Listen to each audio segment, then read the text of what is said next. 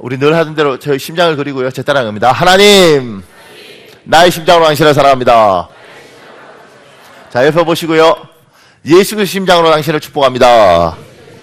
반대편 보고요. 예수의 심장으로 당신을 축복합니다. 아멘. 이달의 말씀이 바뀌었습니다. 제 따라하겠습니다. 여호와는 내게 복을 주시고 너를 지키시기를 원하며 여호와는 그의 얼굴을 내게 비추사 은혜 베푸시기를 원하며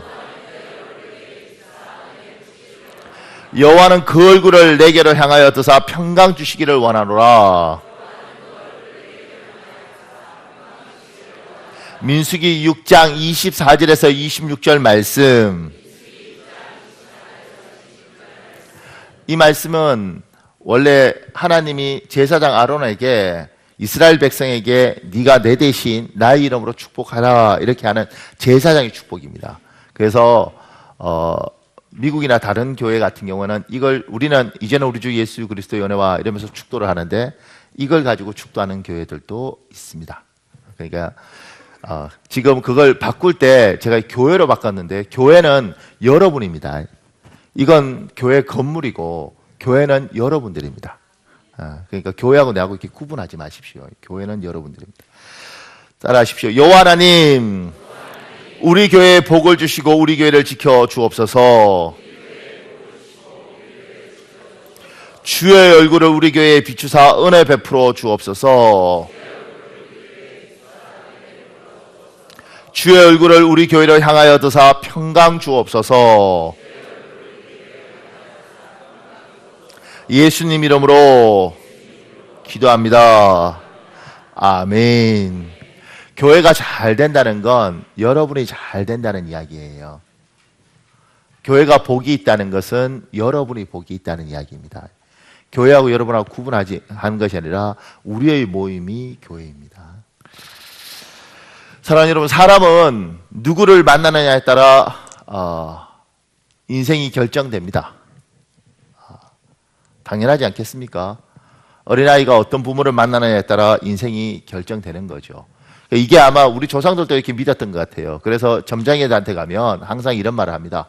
동쪽으로 가면 귀인을 만나리라. 가봐도 별거 없는데 그 말 믿고 동쪽을 늘 보게 되는 거죠. 사람은 누구를 만나느냐에 따라서 운명이 결정됩니다. 그래서 미국 성경 공부 한인들이 쓰는 교재 중에 제가 읽었던 내용 중에 이런 내용이 있었어요. 그 1994년에 취존파들이 있었지 않습니까?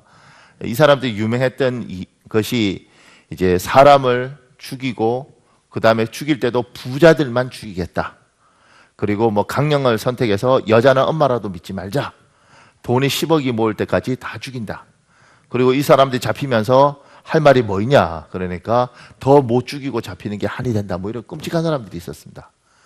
근데 그 지존파의 김규환이라는 사람이 있는데 이 사람 이야기 중에 이런 게 있어요.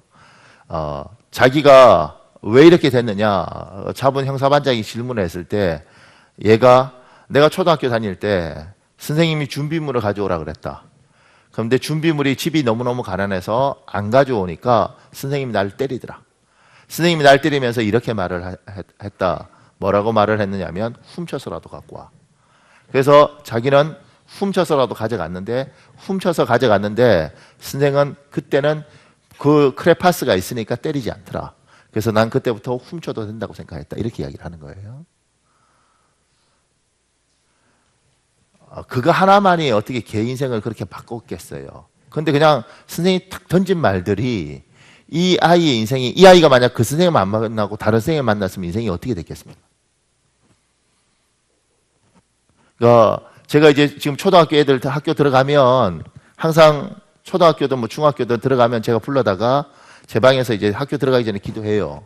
그 기도할 때 가장 큰 기도점이 뭐냐면 하나님, 이 아이가 학교 가서 좋은 선생님, 좋은 친구 만나게 해주세요. 그리고 축복 기도를 합니다. 그러니까 별거 아닌 줄 알아요. 학교에 선생님이 너무너무 내성적인 선생님이에요. 근데 이 내성적인 선생님이 이 외향적인 아이들을 보면 견딜 수가 없는 거예요. 왜냐하면 내성적인 선생님이 볼 때는 외향적인 아이는 굉장히 산만한 아이예요. 그러니까 애가 좀 이렇게 하면 너 왜 이렇게 나대니? 그리고 애를 잡아. 그 애를 막 꺾어요. 왜냐면 자기 입장에서 보면 얘는 너무 산만한 애예요. 활동적인 아이인데 이렇게 만나면 뭐예요? 얘 인생이 망가지는 거죠. 선생님은 외향적이에요. 애는 굉장히 내성적이에요. 이 내성적인 애를 선생님이 볼 때는 얘는 이렇게 가면 사람이 안 되는 거예요. 그래서 애를 어떻게 해요? 자기 방식으로 막 몰아세우는 애는 너무 불편한 거예요. 내하고 안 맞는 선생님을 만나면 내 인생이 너무 힘든 거죠. 아이들이 다른 아이들 괴롭힐 때 이유가 애가 특별히 나빠서 괴롭히나 그렇지 않습니다. 내하고 다른데 이게 건드려 보니까 재밌는 거예요. 애를 그냥 이렇게 툭 쳐보니까 애가 반응하니까 웃긴 거예요. 얘는 장난인데 얘는 미치겠어요. 안 맞아요. 그래서 이런 친구들을 만나면 애가 뭐요? 망가지는 거죠. 사람은 누가 누구를 만나느냐에 따라서 이 인생 자체의 운명이 결정되는 겁니다. 이런 생각 해보셨어요? 여러분의 아내가 여러분을 만나서 인생이 복이 된다고 생각하십니까? 아니면 여러분이 여러분의 아내를 헷갈린데 여러분이 여러분의 남편을 모르겠다. 이 설교하다 보면 헷갈려요. 남자 입장도 있고 여자 입장도 있으니까 저 여자가 날 만나서 내가 복이 있나 아니면 내가 저 여자를 만나서 복이 있나 저 여자가 날 만나서 참 인생이 불행한가 아니면 내가 저 여자를 만나서 불행한가. 옛날에 그런 이야기가 있더라고요. 직장에서 직장 생활을 하는데 이 자매가 이 형제를 너무너무 좋아하는데 짝사랑을 하는 거예요. 가슴앓이를 하고 있는데 이 형제가 나중에 이 속마음도 모르고 이 여자하고 결혼을 했어요. 다른 여자하고 결혼을 했는데 밥도 제대로 안 해줘, 구박해 이러니까 이 남자가 회사에 출근했는데 어느 날 보니까 너무 초췌한 거예요. 이 모습을 보면서 짝사랑했던 이 자매가 이렇게 말하는 거예요. 너무너무 보석 같은, 나한테는 보석 같아서 내가 고백도 못해 이 남자를 저 여자가 데려가서 돌멩이로 만들었다는 거지. 가치도 없는.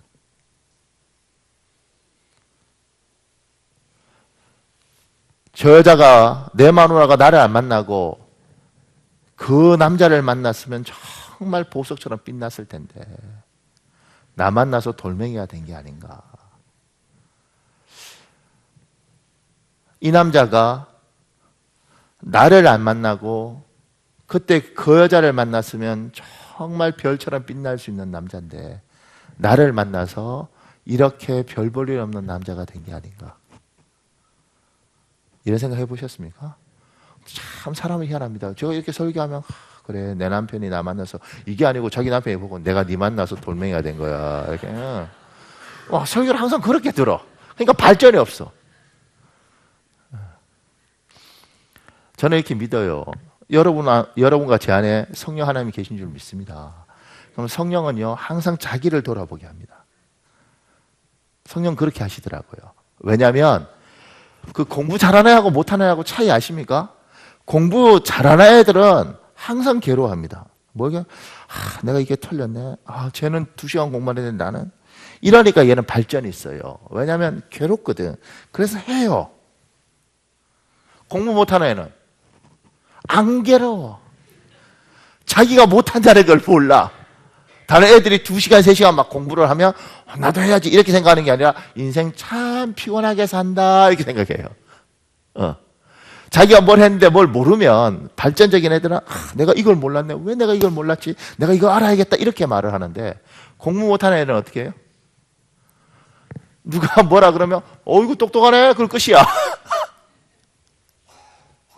성령은 우리를 하나님의 사람으로 만들어 가니까 우리 안에 우리가 지금같이 제가 이런 이야기를 하면 우리 안에 생각해 보면 내 남편이 나 만나서 참 내가 잘 이렇게 했으면 정말 별처럼 빛날 사람인데 내가 너무 막 이렇게 해서 저 사람이 망가졌는가 보다. 내가 조금만 이렇게 하면 정말 잘할 사람인데 내가 이렇게 좀 다루면 우리 집에도 잘하고 애들한테도 참 잘할 사람인데 이런 건 약해도 이렇게 하면 참 괜찮은 사람인데 내가 참 잘못했다. 내가 더 지혜롭게 해야지. 요게 성령의 가르침이라고. 사단의 가르침은 저놈이 나한테 이렇게 했으면 내가 진짜 잘했을 텐데 이렇게 가는 거예요.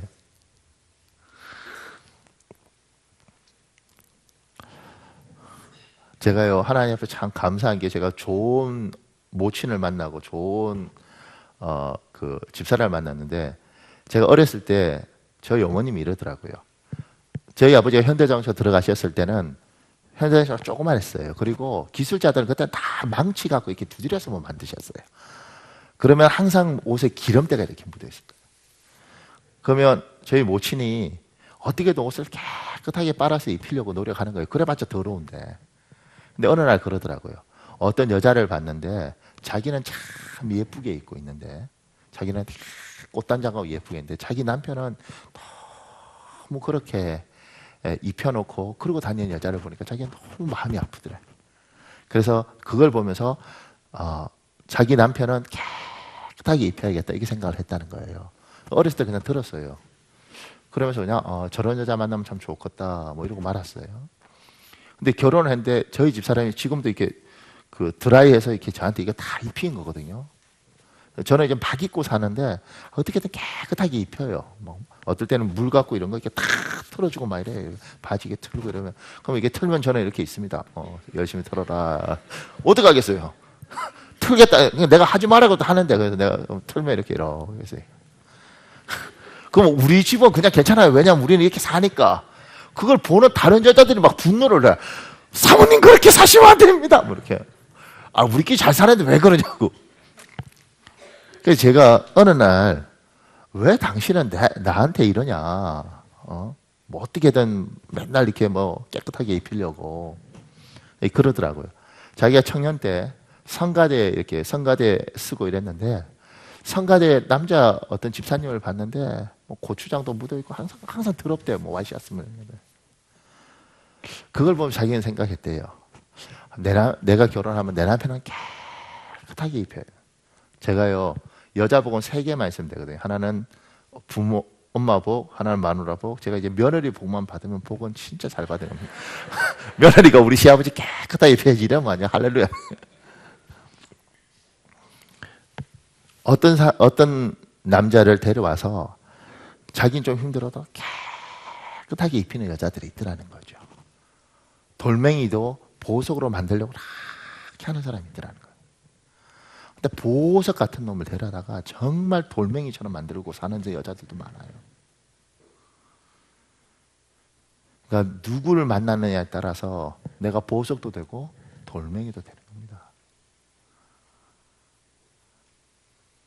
그래서 엄마들, 아빠들은 무슨 기도를 해야 되냐면, 내 새끼 잘 키우는 것도 중요하지만 내 새끼가 학교 들어가서 좋은 선생님, 좋은 친구 만나고, 할 수만 있으면 얘가 커서 좋은 선생님, 좋은 친구가 되면 더 좋고, 그리고 얘가 결혼을 할 때 정말 예쁘고 뭐 다리 길고 뭐 돈 많은 집 이런 애보다 얘가 누군가와 결혼했을 때 이 아이를 소중하게 여기고 보석같이 만들어줄 수 있는 그런 며느리를 두고 기도를 해야 되는 겁니다. 뭐 아멘이 너무 오래가 돼서 아멘을 안 하는 거예요. 아니면 뭐 내 아들 인생. 그래서 사람을 잘못 만나면 인생이 망가져요. 그래서 하나님께서 우리에게 복된 만남을 주시고 누구를 만나냐에 따라 인생이 바뀌는 겁니다. 사랑하는 여러분, 여러분에게 이 만남의 복이 있기를 예수님으로 축복합니다. 근데 사람도 중요하지만 교회도 중요합니다. 제가 여기 글 붙여놓은 게 있는데, 이게 이제 크리스찬 투데이라는 신문에 2011년도 10월 9일자에 나온 거예요. 구미에 가서 1일 집회를 인도하였다. 구미 상모교회에서 열린 집회이다. 구미 상모교회는 110년 역사를 지닌 교회로 교회 옆에 박정희 전 대통령의 생가가 있다. 교회 옆에 집이 있었기에 박정희 전 대통령이 어린 시절 다닌 교회이다. 교인들의 말에 의하면 어려서부터 똑똑하여 성경 퀴즈 대회 같은 행사 때는 늘 1등을 하곤 했다고 한다. 나는 저녁 낮을 잠시 생가를 방문하였다. 박 대통령의 어린 시절을 살았던 초가집이 그대로 보존되어 있었다. 그리고 어린 시절 공부하였다는 방에도 쓰던 책상까지 그대로 있었다. 박 대통령의 생가를 방문하고 또 어린 시절 다녔던 교회에서 집회를 인도하며 생각나는 일이 있었다. 내가 대학생 시절이다. 전국 교회학교 교사 대회가 이화여대에서 열렸다. 나는 대구 대표로 참가하였다. 그때 박 대통령께서 특별 강사로 와서 1시간 특강을 하였다. 강연 중에 한 말이 지금도 잊혀지지 않는다. 여러분, 나는 어린 시절 구미 고향교회에 다녔습니다. 유년주일학교에 열심히 다녔습니다. 그런데 교회에서 싸움이 나서 교인들끼리 편을 갈라 싸우는 것을 보고는 교회 다니기를 그만두었습니다. 그 뒤로 교회를 다니지 못하였습니다. 여러분들은 교회 학교의 교사들이시니 교회에서 쌈질하지 않도록 잘 가르쳐 주시기 바랍니다. 그래서 나같이 교회를 떠나는 사람이 없도록 하여 주시기를 바랍니다. 굉장히 충격적인 내용이지요. 그것도 신문에다가 김진홍 목사가 썼으니 자기가 직접 들었다니까 사실이겠죠. 교회는 제가 늘 그러죠. 교회는 바른 말 하는 사람들이 있습니다. 정의로운 말을 하는 사람들이 있습니다. 말 가만 들으면 맞는 말이에요. 말 가만 들으면 정말 옳은 말이에요. 근데 그게 사람을 못 살리고 사람을 죽이는 걸 많이 봤습니다. 그래서 바른 말 하지 말고 좋은 말 하라 그러는 거예요. 정의로운 말 하지 말고 은혜로운 말 하라는 겁니다. 이게 이해가 안 가시면 집에 가서 애한테 그렇게 하십시오. 예, 넌 누구 닮아서 키가 이렇게 작니? 예, 넌 누구 닮아서 눈이 찢어졌니? 예, 넌 누구 닮아서 이렇게 공부를 못하니? 다 맞는 말입니다. 네 아들 공부 못하는 거 맞고 네 아들 키 작은 거 맞고 네 아들 눈 찢어진 거 맞아요. 그게 뭐 어떡하겠냐고. 그런다고 애가 사냐냐고. 애는 죽어요. 맞는 말을 했는데 애는 집 오기가 싫어요. 좋은 말은 뭐예요? 얘야, 너는 아빠 닮아서 난 너무 좋단다. 이게 맞는 겁니다. 토끼가 호랑이 놓으면 좋을 것 같아요? 경계합니다. 내 새끼가 호랑이 나왔어. 감당이 되겠습니까? 토끼는 그냥 토끼 놓는 거예요. 그런데 가만히 보면 토끼 눈에는 토끼가 예쁜 겁니다. 아빠는 네가 아빠 닮아서 좋단다. 얘야, 너는 공부를 못해도 아빠도 공부 못했는데 잘 살잖아. 염려하지 마. 그렇게 아이를 위로하고 도닥이는 말들을 해야지. 너는 왜 그러니? 이러면 애 죽는다고. 왜 부부 사이가 갈라지는지 아십니까? 마누라가 남편한테 너무 정의로운 말을 해요. 당신은 더러워요. 더럽지. 하루 종일 바깥에서 일하고 왔는데. 당신은 더러운데 씻지도 않아요. 맞지? 하루 종일 일했는데 집안한테 씻고 싶겠어요? 목사님 어떻게 해야 됩니까? 발 닦아주면 되지. 또 막 분노합니다. 여자들 중에 내가 오늘 다음에 교회 오는가 보다. 발 닦아주면 되죠. 지도 인간이면 다음에 와서 씻겠지. 남편이 너무 힘들면 옷 갈아입혀주면 되지. 목사님 그걸 어떻게 해보세요. 한 번 하고 두 번 하고 그러면 어느 순간인가 남자가 참 고마운 사람이다. 그렇게 마음의 빚을 지는 겁니다. 그리고 물에 마누라하고 엄마하고 빠지면 누굴 구해요? 나를 구하는 거예요. 맨날 더럽니 뭐니 그러니까 물에 빠지면 어떻게 해요? 빠이빠이 사요나라 이렇게 구하고 싶겠어요? 저 구해주면 뭐요? 빨리 구해주니 늦게 구해주니 뭐 말 많을 거 아니야. 그냥 교회도 똑같아요. 교회에 다 똑똑한 사람 많잖아요. 맞는 말, 바른 말 누가 뭐라 그러나. 목사님 설교 제 친구 목사한테 목사님 설교 재밌게 해주세요. 장경동 목사님 보니까 너무 재밌는데 목사님도 설교 재밌게 해주세요. 제가 옆에서 듣고 이렇게 하고 싶었어요. 네가 설교하라 이러고 싶었어요. 근데 가만히 있었죠. 재밌는 이야기를 보려면 개그 콘서트를 봐야지 왜 예배당에 오냐고. 우리 교회 목표 중에 하나가 뭔지 아십니까? 여러분, 우리 교회 목표는 제가 내년에 이게 프레젠테이션 다 하겠지만 우리 교회 목표는 3,000 성도에 300 선교사를 파송하고 300 교회를 개척하고 이게 아니고 우리 교회 목표는 안 싸우는 거예요. 안 싸우는 게. 사람도 그게 별거 아닌 줄 알아요. 애가 왜 무서워하느냐면 엄마 아빠가 다퉈요. 뭘 갖고 싸우는지도 몰라. 엄마 아빠가 탁 다투는 순간 어린애는요 바들바들 떠는 겁니다.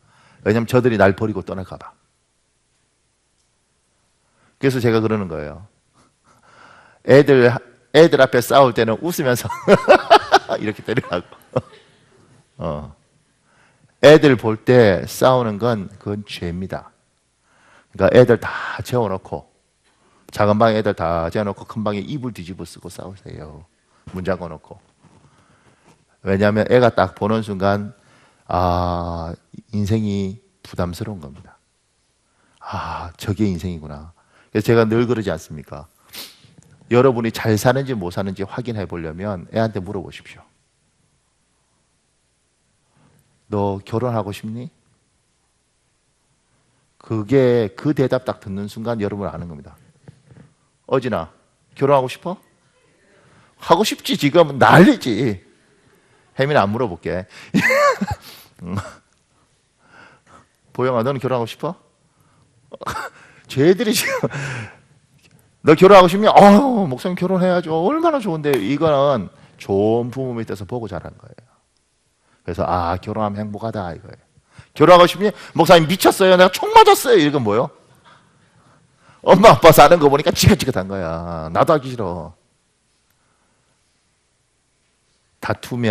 다투는 것, 싸우는 교회, 그것에서 상처받으면 우리 교회 장로님 딸들 있잖아요.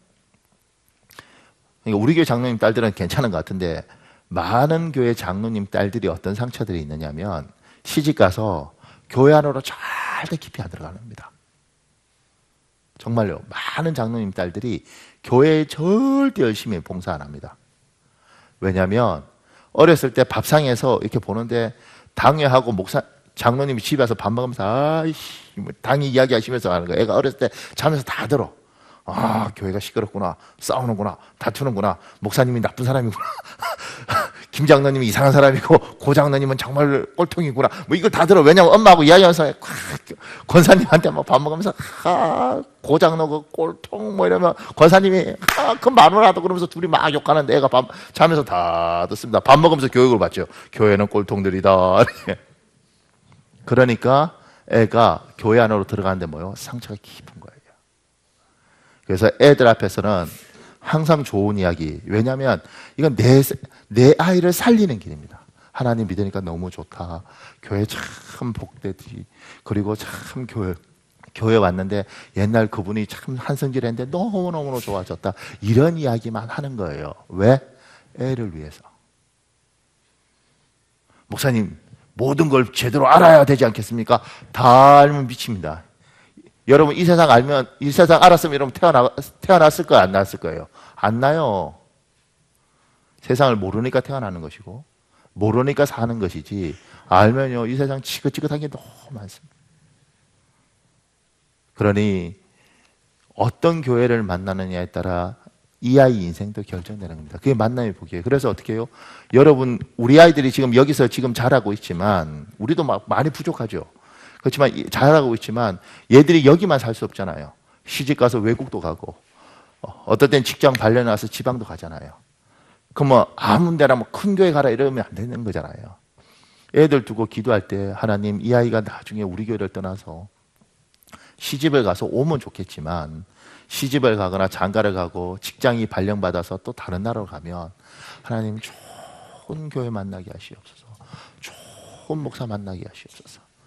그건요 굉장히 소중한 기도입니다. 그러니까 훌륭하고 뛰어난 목사까지는 필요 없고 좋은 목사 만나고 대단하고 유명한 교회 필요 없고 좋은 교회 만나서 아이들이 참 예수 믿고 산다는 게 행복하구나. 교회가 참 좋구나. 너무 많은 걸 바라는 게 아니고 그 정도만 돼도 큰 복이라고요. 교회가 막 천국 같습니까? 제가 전에 여기에 던킨 도너츠인가 그 분이 뭐 그 옆에 우리 전도할 때 성질나서 제하고 이제 통화하는데 막 교회는 도둑놈이고 막 뭐 이런 이야기 막 하더라고. 제가 그랬어요. 교회 도둑놈이 어디 한둘이에요? 내가 봐도 지긋지긋하다고. 그러니까 이 사람이 막 나 좋다고 막 그래요. 저번에 가니까 던킨 도너츠 하나 더 줘 막.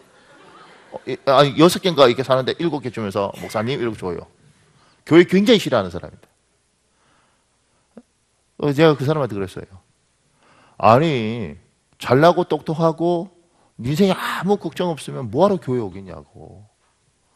다 힘들어서 교회에 오는 거지. 힘들어서 살려고 길을 찾는데 교회가 길이 있다고 그래서 온 거지. 그래서 죄 많은 사람들이 교회 왔고 죄 많은 사람들을 고쳐가는 게 교회니까 당연히 시끄럽고 모난 사람들이 모여있으니까 당연히 부딪히니까 문제가 있다고. 그게 교회라고. 평생 문제로 그냥 있으면 그거 웃긴 교회고 그게 1년 가고 2년 가고 3년 가고 4년 가면서 점점 좋아지니까 이게 교회인 거지. 교회가 시끄러운 건 당연하고 그중에서 가장 못된 놈이 하나님이 목사 만든 거라고. 아멘 하지 마요. 가장 못된 놈을 하나님 목사 만든 것이고 그래서 왜냐하면 저거 집사 만들면 도망갈 테니까 목사니까 주일날 어쩔 수 없이 교회 와야 되니까 직업이 목사니까 그렇게 만든 거라고. 그러니까 교회 그렇게 너무 좋게 생각하지 마세요. 그때부터 등긴 돌아. 그러니까 그 사람들이 다 교회의 나쁜 이야기 듣고 그 다음에 안 좋은 사람 만나고 안 좋은 목회자 만나고 목사들도요 여러분. 여러분이 목사님들 이제 뭐 텔레비 보고 이렇게 하면 나도 끔찍해요 요새. 그런데 왜 그런 이야기가 나오냐면 제가 여러분은 목사를 몇 명이나 만난지 모르겠어요. 깊이 있게 이야기한지. 제가 생각하지만 여러분 중에 대부분은 여러분 평생에 목사님하고 이렇게 좀 대화 제대로 해본 목사님은 아무리 많아봤자 10명 안 될 거라고. 목사님 저는 10명의 목사님과 한 시간 이상씩 그분들하고 깊이 있는 이야기를 해보았습니다. 그 사람들 여기 없을 거라고 대부분. 왜냐하면 그럴 수가 없어요. 성도는. 개인적으로 이렇게 만나서 이야기하는 거. 설교 듣는 거 말고요. 없다고요. 나는 어떻게 해요? 나는 같이 기숙사 생활도 하고 같이 지내기도 하고 막 돈 빌려가서 목사가 안 갖기도 하고 뭐 뒤에 가서 수근수근 그렇게 거짓말도 하고 이런 목사들 왜냐면 제 후배만 280명이에요. 제 밑에. 신학대학원 3년이거든요. 280 하면 후배만 해도 얼마예요? 이게 지금 졸업한 지 한 20년 되나요? 뭐 하여튼 그렇게 되니까 이게 쌓여있는 게 수천 명 아닐까요? 노예 목사님도 있고. 그러니까 목사님들 너무 많이 겪은 거예요. 더 웃긴 건 친구가 목사인데 친구 아버지도 목사예요. 그러면서 뭘 겪느냐면 목사님들이 참 상처가 너무 많더라는 거지. 부모한테 버림받았어. 그리고 너무너무 힘든데 예수를 믿었어요. 하나님 은혜가 고마워서 목사가 됐는데 성격이 모난 부분이나 이런 것들이 다듬어지지 않았어. 그래서 자기 딴은 하나님을 믿고 목사가 됐는데 여전히 집에 가면 이 자식들 그리고 가부장적으로 막 야단치고 사람들 말하면 내가 목사인데 이러고. 저는 그거 보고 그 사람들하고 같이 밥 먹고 그러면서 처음에는 저도 힘들었어요. 니들이 무슨 신학생이냐고. 제가 신학대학원 다닐 때는요 저녁반이 있어요. 저녁은 저희가 있던 곳이 방배동에 있으니까 전차 타고 오면 되니까 정부 종합천사 이런 데서 고위 관료들 중에 목사가 되겠다고 늦게 신학한 사람들 많았어요. 40대 50대. 직급도 높아요. 막 국장도 되고 무슨 차관 보호도 되고 뭐 하여튼 그런가 봐요. 굉장히 높은 사람들이에요. 이 사람들이 자기 일 다 하고 등록금 그렇게 한 300만 원씩 내면서 밤에 와서 공부하면 얼마나 신실하겠냐고. 근데 어떤 일이 있었는지 아십니까?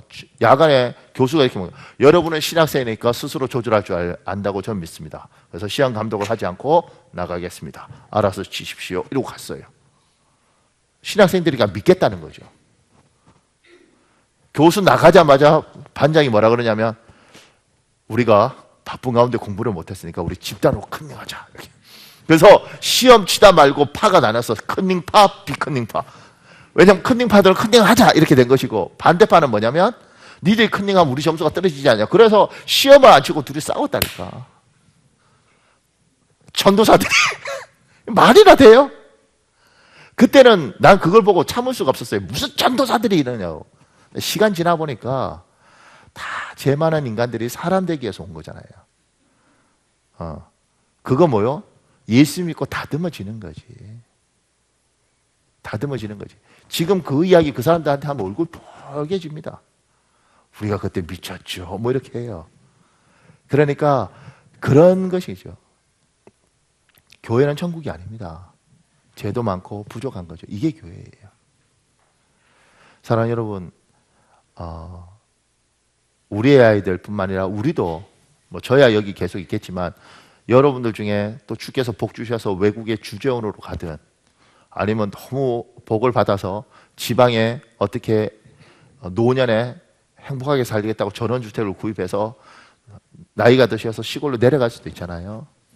그때 하나님이 정말 좋은 목회자, 좋은 교회 만날 수 있길 예수님으로 축복합니다.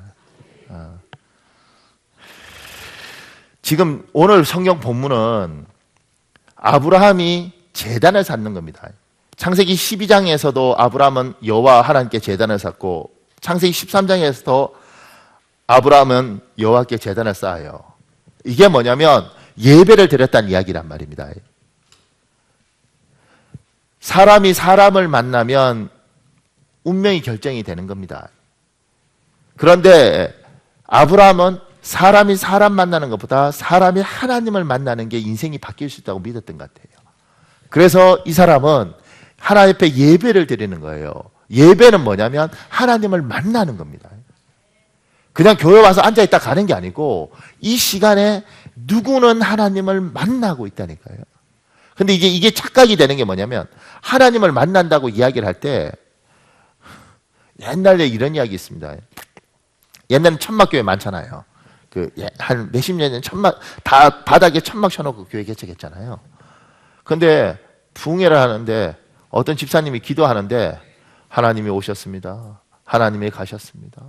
이러면서 이렇게 왔다 갔다 기도하면서 하나님이 오셨습니다. 하나님이 가셨습니다. 이러더라는 거예요. 그래서 나중에 부흥회 다 끝나고 물어보죠.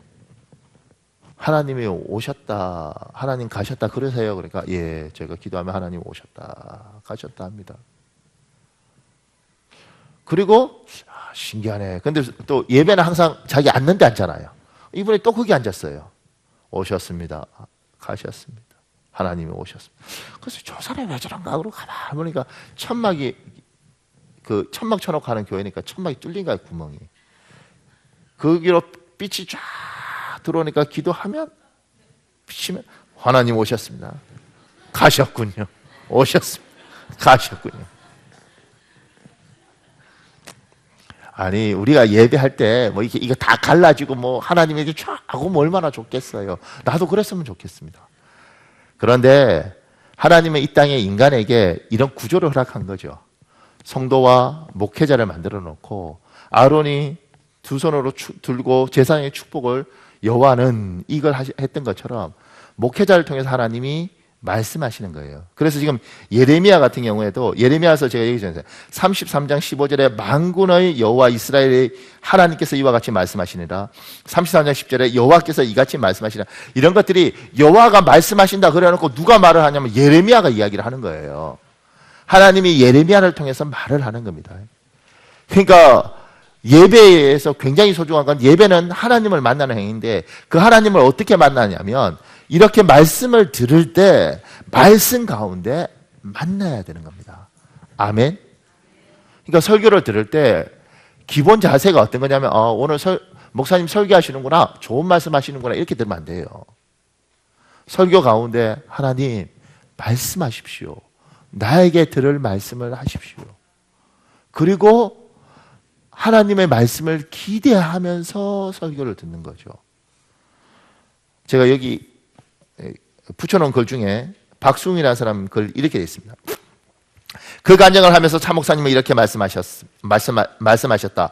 여러분 확신을 가지십시오. 하나님은 살아계십니다. 여러분과 함께 하십니다. 그때 놀라운 일이 일어났다. 그 확신이라는 단어가 내 가슴에 강하게 꽂히면서 마치 하나님이 나에게 하시는 말씀 같았다. 수고와 확신을 가지렴. 나는 살아 역사하는 하나님이다. 라고 말씀하시는 것 같았다. 그 단어는 내 안에 들어와 세포를 하나하나 변화시켰다. 그때 나는 콧물, 눈물 다 흘리며 하나님 앞에서 뒹굴었다. 하나님을 불신하던 제가 생각나고 죄책감과 열등감으로 속을 끓이던 일이며 미래의 비전으로 인해 괴로워하던 일들이 생각났다. 나는 하나님 앞에 그 죄들, 열등감, 무력감을 모두 토해놓았다. 2시간여를 마룻바닥에서 뒹굴고 통곡하며 주님 앞에 죄를 고백하고 찬양했다. 그때 믿음이 선물임을 알았다. 하나님 말씀, 설교를 듣고 그 말씀이 꼽히는 거예요. 그래서 옛날에 이렇게 가르치셨어요. 뭘 가르치셨냐면 성경 전체는 로고스의 말씀이고 성경 말씀 중에 나한테 탁 오는 건 레마의 말씀이다. 이렇게 순복음 목사님들은 가르쳤어요. 근데 이제 더 공부하다 보니까 꼭 그런 건 아니다. 이런 결론들을 낸다고요. 원어로 보니까. 그런데 분명한 건 하나님이 우리에게 신앙의 기준을 이걸 주셨죠. 그리고 이 말씀들이 때로 강대상에서 선포되면서 분명히 오늘 하나님이 나에게 하시는 뭔가가 있다는 겁니다. 그걸 기대하고 예배를 드리고 그 속에서 그래서 하나님 예배 드리기 전에 하나님 나에게 말씀하십시오. 목사님 통해서 오늘 하나님의 말씀하십시오. 좋은 말 들으러 온 게 아니에요. 잔소리 들으러 온 게 아니라고요. 지금 강대상에서 내 인생에서 하나님 내가 어떤 결정을 하고 내가 어떻게 살길 원하고 나에게 원하시는 게 무엇입니까? 그걸 들으러 와 있고 말씀 가운데 그 말씀을 내가 잡아내는 거죠. 그거 아니면 그냥 성경 풀려주면 되죠. 아무 목사나 설교해도 되죠. 왜냐하면 성경만 잘 풀면 되잖아요. 그게 아니란 말입니다. 오늘 하나님이 여러분을 이렇게 모아두고 여러분의 가슴을 때리면서 얘야 내가 너한테 하고 싶은 말이 있다. 이 이야기가 있단 말입니다. 그걸 기도하면서 설교를 들으면서 하나님 나한테 말씀하십시오. 내가 듣겠습니다. 그러면서 말씀 가운데 어느 순간인가 그 말씀이 바람처럼 내 가슴을 쓱 지나가기도 하고 때로는 머릿속에 이건가? 그 모래알 같은 말씀이 우리 옛날 노래했잖아요. 그 일본 노래는 그렇대요. 모래알이 모여서 자갈돌 되고 자갈돌이 모여서 이렇게 바위돌 되고 이렇게 우리는 이렇게 다 깨버리는데 거꾸로 간다 그래요. 그런데 하나님 말씀이 그렇게 하나 박히면서 어느 순간인가 내 가치관이 되고 내 생각이 되고 그래요 주님 이때는 이렇게 움직여야 되는군요. 주님 그때는 이렇게 해야 되군요. 주님 이게 응답이군요. 이렇게 가는 거죠. 그래서 설교를 들을 때 다른 겁니다.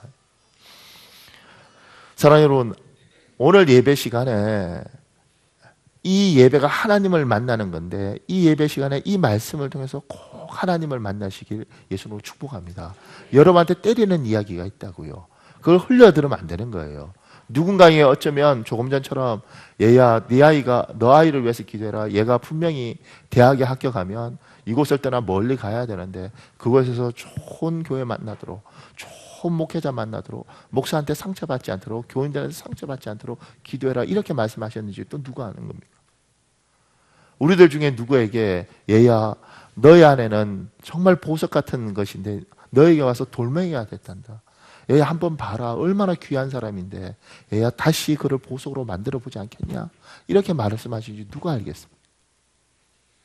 그래서 같은 설교를 했는데 성령이 뭐라고 하냐면 성령이 귀 있는 자는 성령이 교회하시는 말씀을 들을지어다 이렇게 이야기합니다. 누군가는 하나님의 소리가 들리는데 누군가는 사람의 소리밖에 안 들리는 겁니다. 하나 더 하겠습니다. 문제 속에서 하나님이 우리 교회에 계속 성도들에게 이야기하는 거예요. 제가 이렇게 적어놨어요. 문제 속에서 하나님을 만나십시오. 지금 사무엘하 24장 11절에서 13절의 이 이야기는 다윗에게 고난이 옵니다. 근데 이 고난을 풀려고 한다고 풀리는 게 아니에요. 이건 하나님으로부터 온 것이고 이 문제를 푸는 건 하나님을 만나는 것밖에 방법이 없는 겁니다. 하나님과 관계를 맺는 것 외에는 방법이 없는 겁니다. 여러분이나 나나 살아가면 우리는 뭐요? 범사의 여호와를 인정하라 그러잖아요. 우리의 삶 속에서 계속 일들이 있습니다. 그 일들 속에서 누굴 보느냐면 이 문제를 풀려고 하면 안 되는 거예요. 이 문제를 풀려고 하는 게 아니라 이 문제 속에서 하나님의 의도를 발견하고 문제 속에서 하나님의 얼굴을 발견하는 겁니다. 제가요 월요일마다 서울에 강의를 들으러 갑니다. 근데 그때마다 이제 청바지를 입고 나름대로 젊은 마음을 가지고 가방을 메요. 또 욕심은 많아서 가방이 무겁습니다. 근데 누가 버스 오는 시간을 어플로 이렇게 깔아서 이렇게 딱 보니까 버스 오는 시간이 한 3분 뭐 이렇게밖에 안 남았더라고요. 그래서 제가 뛰면 될 건 줄 알고 제가 아직 젊다고 생각하고 가방을 메고 뛰었습니다. 분명히 내가 뛰라고 명령했는데 이 다리가 말을 안 듣는 거죠. 저는 이게 나이가 들어가면 그런 줄 몰랐어요. 뛰라고 명령했고 다리가 말을 잘 안 듣는데도 뛰었는데 가방이 있다는 걸 잊은 거예요. 한 2발짝 뛰었는데 엎어져 버렸네요.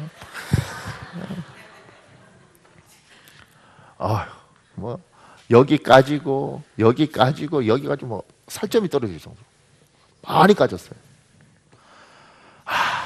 디지털 플라자인가 뭐요 엠파이어인가 뭐요 앞에서 넘어졌는데 혹시 우리 교인이라 봤을까? 옆에 너희 목사님 길바닥에 자빠라졌더라 이러면 안 되잖아. 그래서 뭐 이러고 뭐 열심히 어떻게 참고 뭐 이렇게 해서 버스를 타고 그리고 그게 지금 거의 한 달쯤 됐는데 아직도 이 손목을 잘 못 써요. 그래서 처음에는 그냥 내가 서둘지 말아야지 이러고 생각했어요. 그리고 병원에 가기 싫으니까 이제 안 가고 그냥 파스나 뿌리고 이렇게 쭉 한 달을 오면서 어느 날 이거 고쳐야지 이 생각을 처음 했단 말이에요. 처음에는. 왜냐면 아프니까. 그런데 한 달 정도 왜 이렇게 안 고쳐지지? 그러면서 한 달 동안 쭉 아프다가 며칠 전에 지금 그냥 문제잖아요. 그죠? 어떻게 고칠까? 이거였는데 어느 순간인가 이 문제를 보지 말고 이 문제 속에 담겨있는 하나님 뜻이 뭘까? 공부 잘하는 애는 시험 문제만 보는 게 아니에요. 시험 문제를 낸 선생님의 의도를 보는 거지. 공부 못하는 것들이 꼭 시험 문제 보면서 이게 답인가 이렇게 생각하지만 공부 잘하는 애는 출제 의도가 뭐지 이렇게 본다고. 넘어진 거야 내 잘못이지만 이게 안 낫더라고요. 안 나와서 하나님 왜 이게 안 낫지요? 근데 이 문제 속에서 하나님의 얼굴이 보이더라고요. 갑자기 저한테 하나님이 이렇게 말씀하시는 거예요. 많이 아프지. 그리고 회복도 너무 늦지. 50이 다 돼가니까 이제요. 얘야, 네가 전도사 때 넘어지고 강도사 때 넘어지면 회복할 수가 있지만 그것도 회복 속도도 빠를 수 있지만 네가 담임 목사가 된 지금 네가 넘어지면 정말 회복하기가 어렵단다. 전도사일 때는 전도사인데 뭐 강도사일 때는 아주 목사님도 아닌데 뭐 그런데 담임 목사가 되고 그런 네가 넘어지면 정말 회복하기 어렵단다. 그 마음이 나는 이거 어떻게 하지? 파스를 바르고 압박 붕대를 바르고 혹시 병원에 한테 기부술을 해야 된다 그럴까 뭐 이런 고민을 하다가 이 문제한테 빠져서 이걸 어떻게 할까 이 생각을 하다가 한 달쯤 아프면서 참 미련하죠. 한 달 동안 병원도 안 가고 그냥 부단하게 버티는. 근데 어느 순간인가 이 속에서 하나님의 음성이 들리는 거예요. 얘야, 이제 네가 담임 목사가 돼서 네 나이에 넘어지면 회복하기가 너무 긴 시간이 걸린단다. 달콤하더라. 하나님, 내가 더 조심하겠습니다. 목사들 정말 많이 무너지고 있는데 지금 대한민국은 성도들이 교회를 힘들게 하는 거 우리 목사들이 힘들게 하는 거죠. 그리고 그것도 유명하고 뛰어나고 잘난 목사님들이 수없이 무너지고 있습니다. 옛날에 제가 제 친구들 무너질 때는 상관없었어요. 왜냐하면 목회하다가 돈 벌러 가버리고 뭐 포기하고 필리핀에 있을 때 필리핀 목사들이 무너질 때는 상관없었어요. 왜냐하면 어차피 걔들은 수준도 떨어지는 사람들이었으니까 성경 공부 좀 하고 그냥 목사 된 사람들이니까 어느 날 가보면 금강 가서 금 캐고 있고 뭐 목회 안 하고 그래도 그냥 상관이 없었어요. 그런데 요새 내가 존경했던 선배들이 뭐 목사님들이 죄송하지만 미쳤는가 봐 이런 생각이 들 정도로 막 우수수수 무너지고 자기들도 그렇게 무너질 줄 생각도 못했을 거예요. 그 보석 같은 사람들이 다 망가지는 거예요. 그런데 어느 날 되니까 내 친구들도 나도 그 위험 속에 있더라는 거예요. 우리 목사들은 굉장히 간단하잖아요. 저는 서울 가거나 할 때 전철 타고 이러면 전철 딱 타면 손은 항상 이렇게 했습니다. 이해 안 가십니까? 혹여 내렸다가 밀려서 어떤 여자 치마라도 건드리면 나 어떡해? 어머! 이러면 나는 목사가 그랬는데 그러면 어떡해? 그래서 전철 타면 무조건 손을 항상 이렇게 사람하고 시비 붙으면 어떻게 해요? 무조건 뒤로 갑니다. 때렸는데 그러면 안 되잖아. 이렇게. 왜 이러십니까? 목사가 사람 때렸어. 이럴까봐 뒤로 해서 이렇게 배웠습니다. 그러니까 내가 이렇게 뒷짐지고 있으면 저것이 교만해서 그게 아니고 뒷짐지고 앞에 타면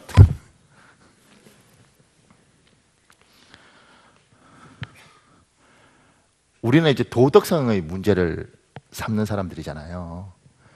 말 한마디, 제가 이 강대상에서 뭐 소새끼까지는 괜찮지만 개 뭐 이러면 그건 길거리 지나가는 아저씨가 그렇게 말하는 건 상관없는데 우리는 그러면 안 되잖아요. 너무 깨끗하게 살고 싶으면 목사 되면 좋습니다. 근데 여러분은 어떤 분은 그래요. 신부님들은 참 깨끗한데 그분들은 많이 깨끗하죠. 담배도 피시고 술도 드시고 그분들은 고수도 말고 뭐죠? 이게 포카인가? 해도 되잖아요. 우리는 포카해도 문제가 되잖아요. 혹시 들어보셨습니까? 목사님끼리 모여서 고도리를 치셨더라 이러면 난리 나는 겁니다. 어느 순간인가 이 문제 속에서 하나님의 소리가 들리더라는 거죠. 여러분한테 이렇게 질문하겠습니다. 여러분의 아이를 보면서 그 아이, 이 자식을 내가 사람 만들어야지 이렇게 보이십니까? 그렇지 않으면 이 아이를 통해서 이 아이를 문제를 풀려고 그러지만 이 아이를 통해서 하나님의 음성이 들리십니까? 이 자식은 왜 이러는지를 모르겠어. 그 순간 어느 날 하나님이 내 뒤통수를 때리면서 그게 네 모습 같지 않니? 얘가 네한테 그렇게 하는 것처럼 네가 내한테 그렇게 하는 것 같지 않니?